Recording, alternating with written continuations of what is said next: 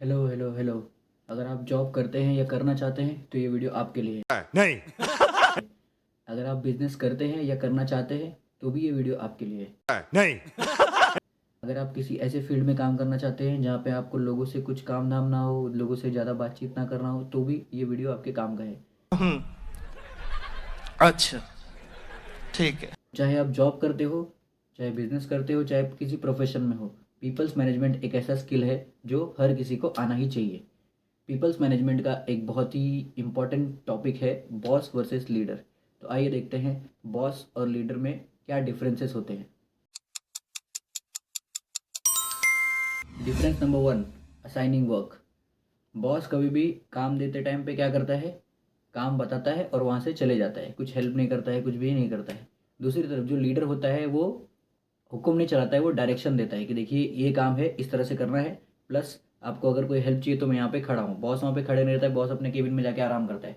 लेकिन लीडर जो होता है वो क्या करता है, डायरेक्शंस देता है और अपने टीम को हेल्प करता है, सपोर्ट करता है।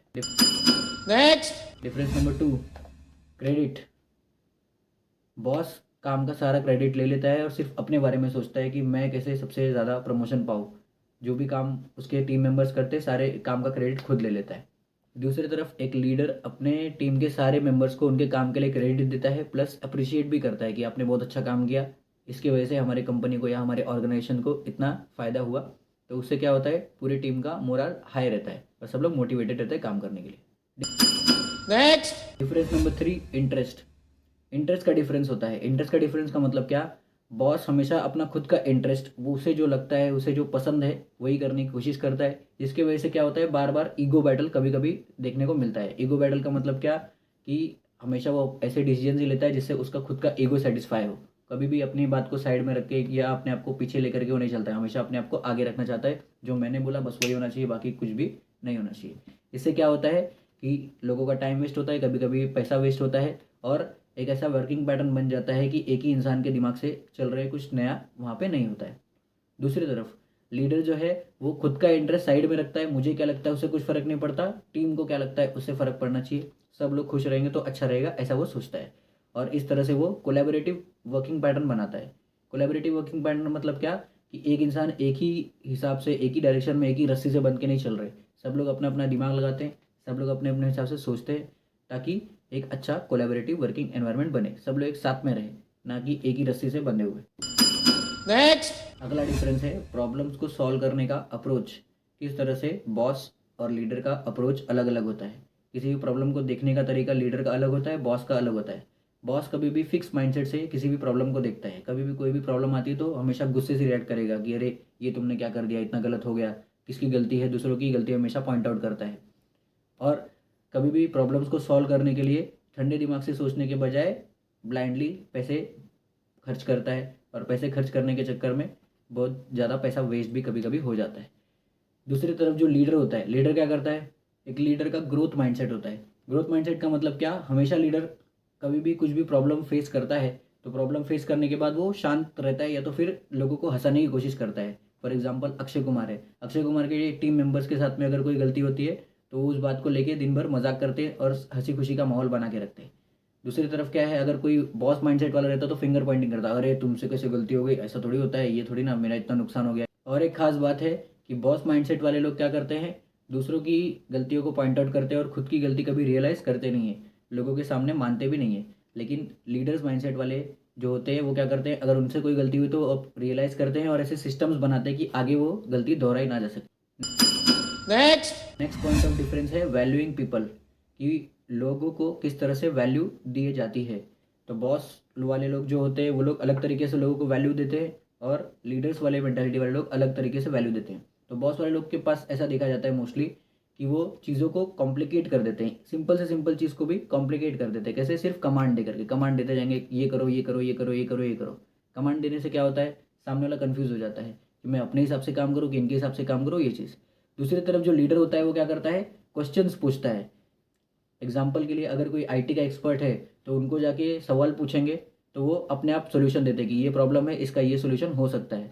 तो इससे क्या होता है, सामने वाले को वैल्यूएबल फील होता है कि हाँ सामने वाले मुझसे पूछ रहे। तो लीडर जो होता है वो चीज़ों को आसान कर देता है, इतना ज़्यादा कॉम्प्लिकेटेड नहीं बनाता है।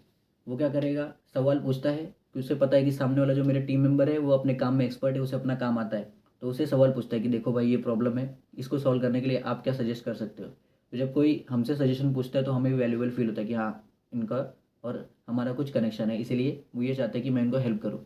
तो इससे क्या होता है, टीम जो है मजबूत होती है।